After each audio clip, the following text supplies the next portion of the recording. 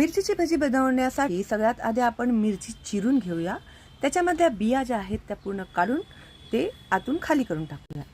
त्याच्यामध्ये भरण्यासाठी मी घेतलेलं आहे थोडंसं जिरं आणि त्याच्यामध्ये टाकलेलं आहे मीठ आणि हे आता आपण भरणार आहोत त्या चिरलेल्या मिरचीच्या आतमध्ये। ते भरल्यानंतर मिरची जेव्हा तुम्ही भजी बनवणार ना त्याचा फ्लेवर खूप छान येतो। आता मी घेतलं आहे बेसन, त्याच्यामध्ये मी 1 चमचा गव्हाचं पीठ टाकलेलं आहे।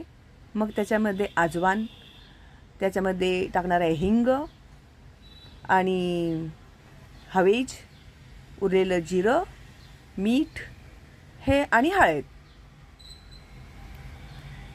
आता हे सगळं टाकून झाल्यानंतर पाणी घालून हे मिश्रण मी मिक्स करून घेणार आहे।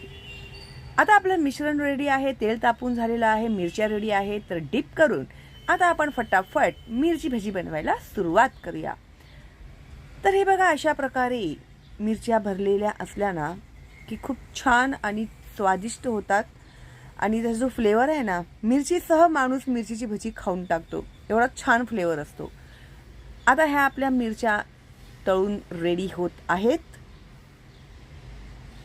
सगळीकडे जरा त्याला परतून तेलामध्ये व्यवस्थित तळून घ्यायचं। आता आपल्या मिरच्या तळून रेडी आहेत। आता झटपट मी तुम्हाला चटणी कशी बनवायची ते दाखवणार आहे। कोथिंबीर घ्यायची आहे, त्याच्यासाठी स्वच्छ धुवून त्यानंतर त्यामध्ये मिरची, आलं आणि जाडं मीठ, मी जाडं मीठच वापरते। हे सगळं आपण घेणार आहोत मिक्सीच्या जारमध्ये। तुम्हाला वाटल्यास तुम्ही लसूणही टाकू शकता। त्यानंतर वाटून घेतलं आहे हे मी मिश्रण सगळं आणि त्याच्यामध्ये मी पिळणार आहे अर्धा लिंबू, ज्याच्याने काय होतं ना, तो तिखटचा जो ठसका लागतो ना, तो ठसका आपल्याला लागत नाही आणि चटणी पण खूप स्वादिष्ट बनते। ओके, त्याच्यातल्या ज्या बिया आहेत त्या बिया आपल्याला काढून टाकायच्या आहेत। तर अशा प्रकारे आपली चटणी तयार झालेली आहे आणि मिरची भजी आणि चटणी आता आपण घेऊन खायला बसू शकतो।